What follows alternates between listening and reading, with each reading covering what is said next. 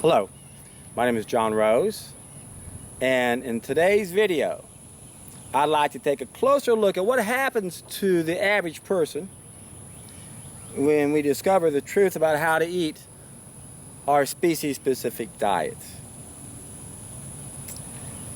Interesting things happen when we discover this truth. We realize just how incompetent the systems are that are in charge. We realize how incompetent doctors are. We realize how incompetent nutritionists are. And if we think about it in any more detail, we realize, well, wait a second, how can this even happen? How can we have so many so-called experts be so clueless? How can they be so misdirected so easily? If you give that much thought, you realize that there must be someone that's controlling what these people are learning. And a lot of people are short-sighted. They'll go back and go, well, it's the pharmaceutical companies. They're controlling everything. That's not entirely true, my friends. You have to look at who owns the pharmaceutical companies. It's the same ones who own the media and every other major sector of human endeavor. So they can control what we think.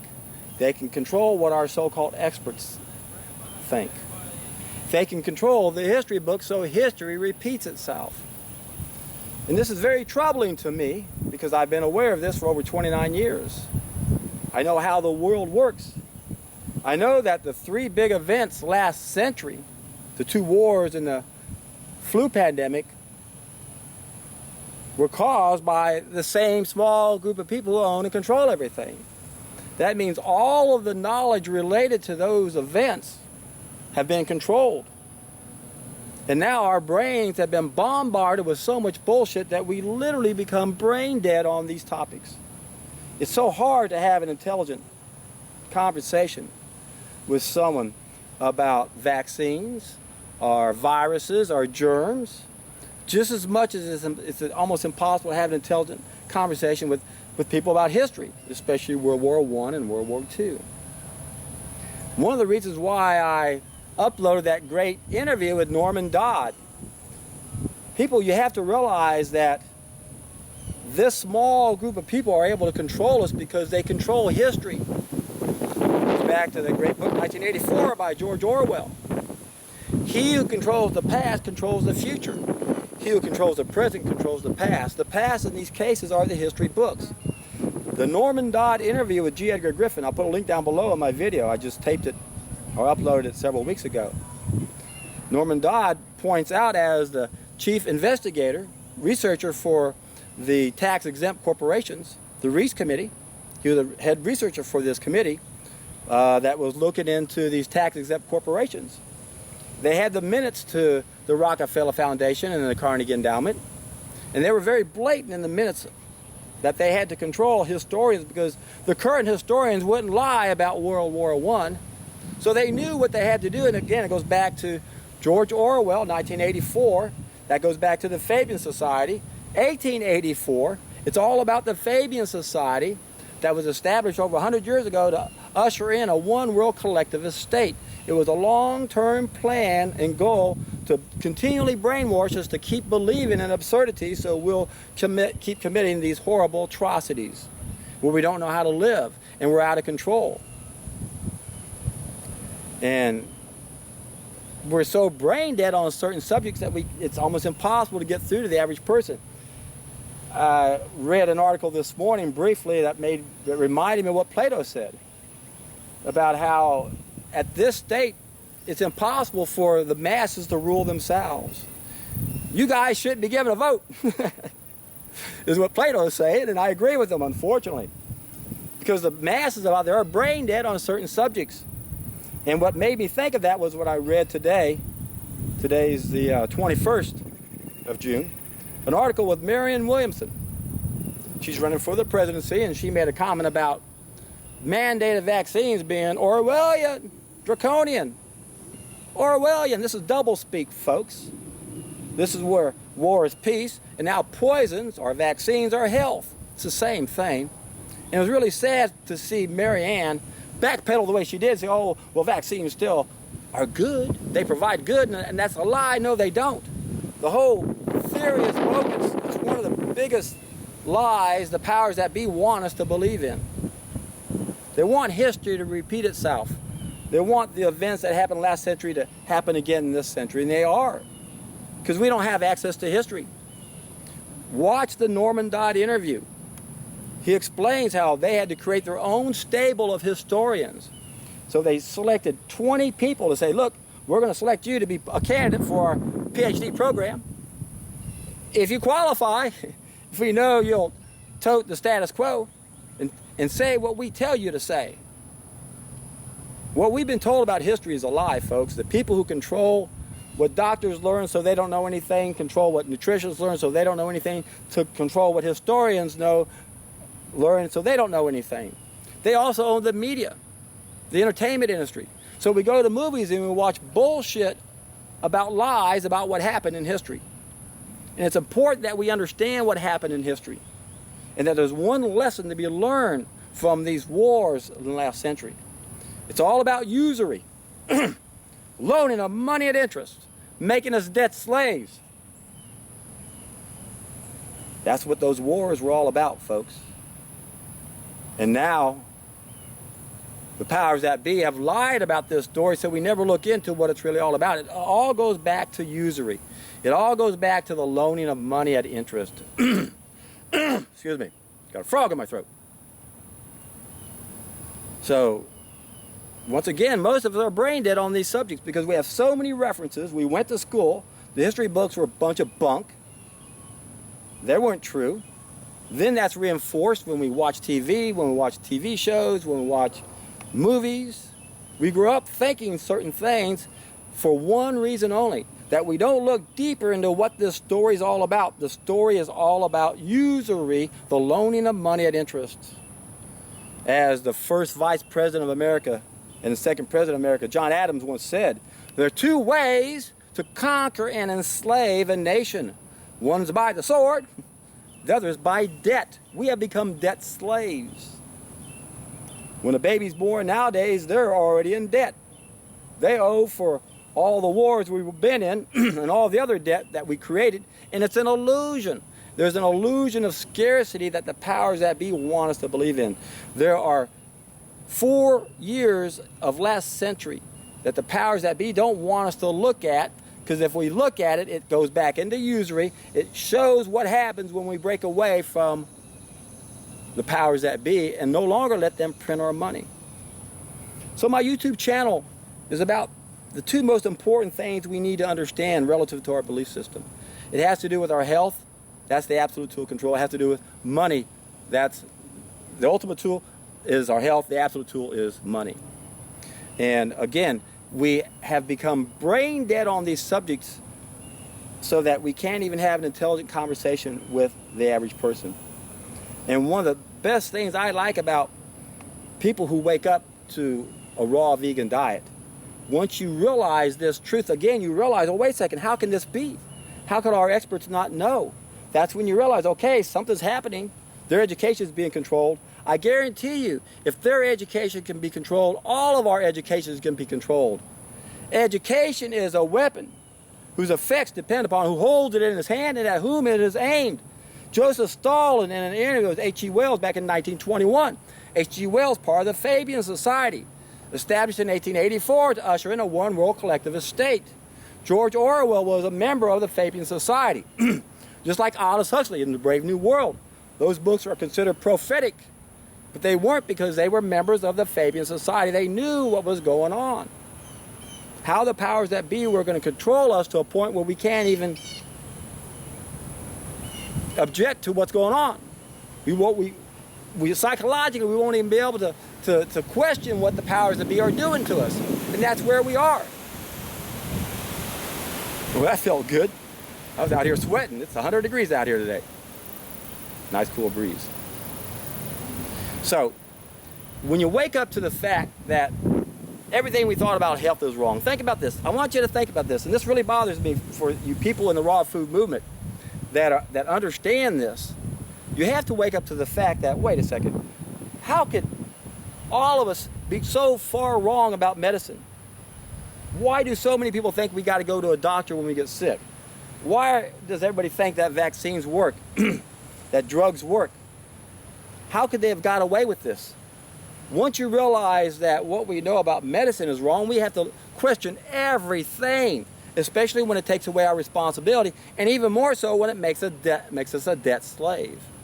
Now, I realize a lot of people are intimidated or threatened by the whole idea of money. They think it's beyond them, but it's not complicated. Long ago, we made a mistake. It changed our mentality. We used to have a gift mentality. We knew the more we gave, the more we received a long time ago, because that's what everybody did. But then we stopped eating the biophotons. We lost our connection to everything around us. And that changed our mentality. We developed this exchange mentality.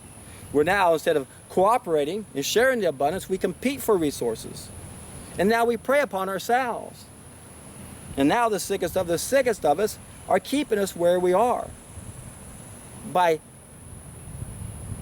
making us believe in illusions. The illusion of contagion, that there are germs and viruses and microbes that are causing problems. Folks, these are the consequences of a disease.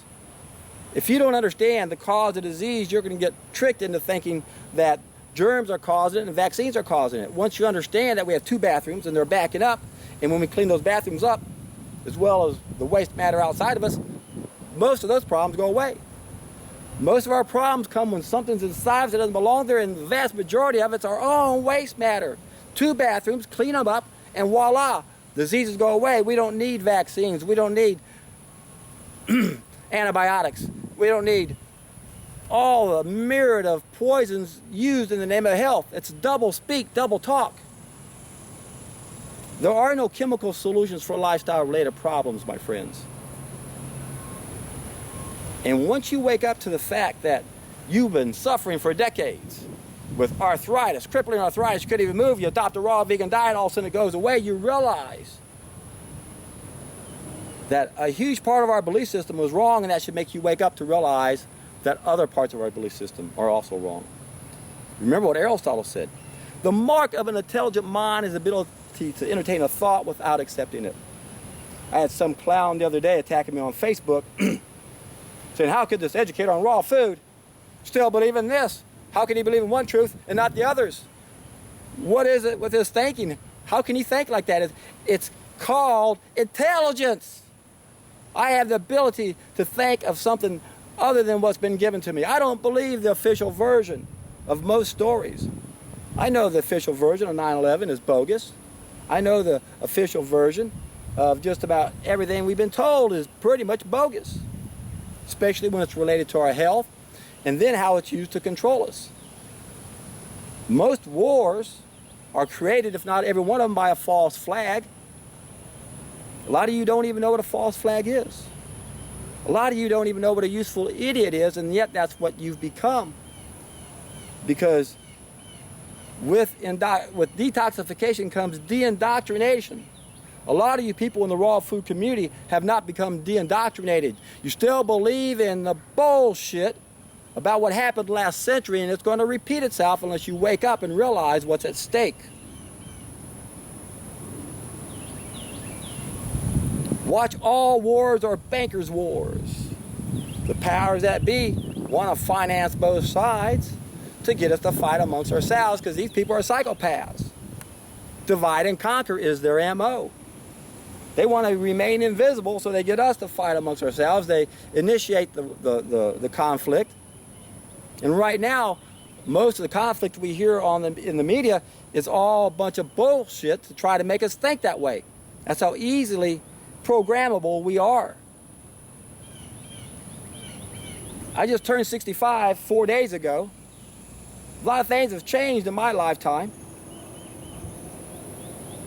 I don't see the tension that the media portrays, but I understand that's what they want to do. They want to create racial tension. They want to create a division between the old and the young, the men and the women, the Christians against the Muslims, or whatever race it is or religion it is. It doesn't matter.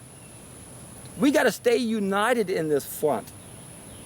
We got to entertain an idea without accepting it. We got to consider the possibility that there's a simple reason why history repeats itself.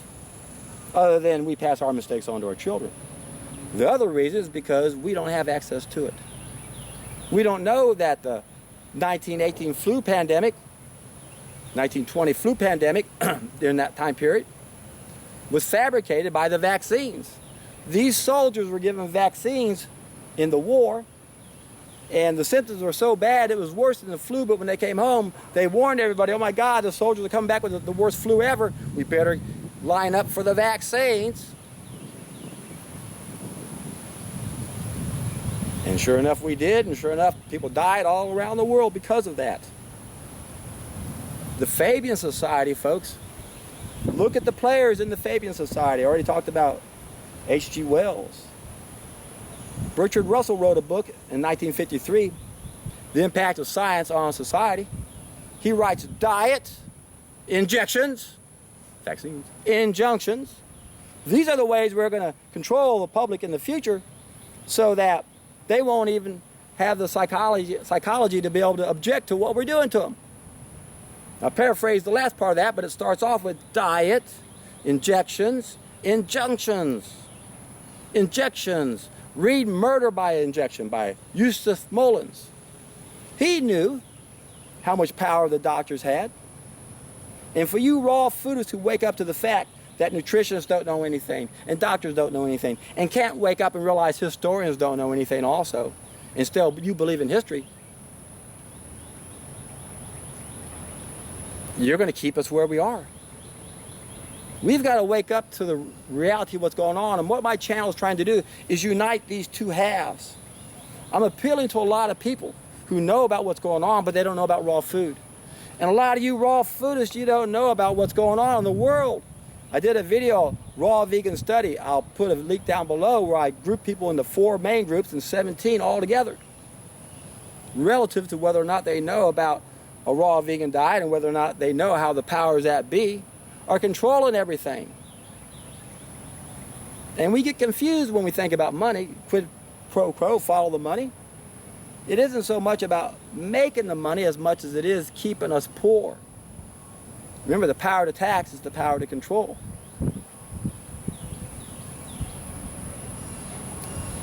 The urge to save humanity is almost always a false face for the urge to rule it, H.L. Mencken.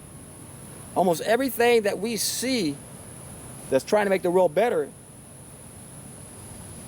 has been manipulated by the powers that be so they can control it. Controlled opposition. You can't help but wonder, who is controlled opposition in the vegan movement? Who is controlled opposition in the raw vegan movement? And how many of you useful idiots are out there that I can't wake up because you're not intelligent enough to entertain the thought without embracing it? It's really sad this clown attacked me on Facebook. What is it that makes the people think like that? I answered you and you deleted my comments. You're afraid of the truth. And that's sad. Because history is going to repeat itself. This isn't about me, it's not about you. It's about our children, it's about our species, it's about suffering on this planet. If you really, really genuinely care, wake the hell up and let's find out the lessons we're supposed to learn from last century. And the lesson is we live on an abundant planet.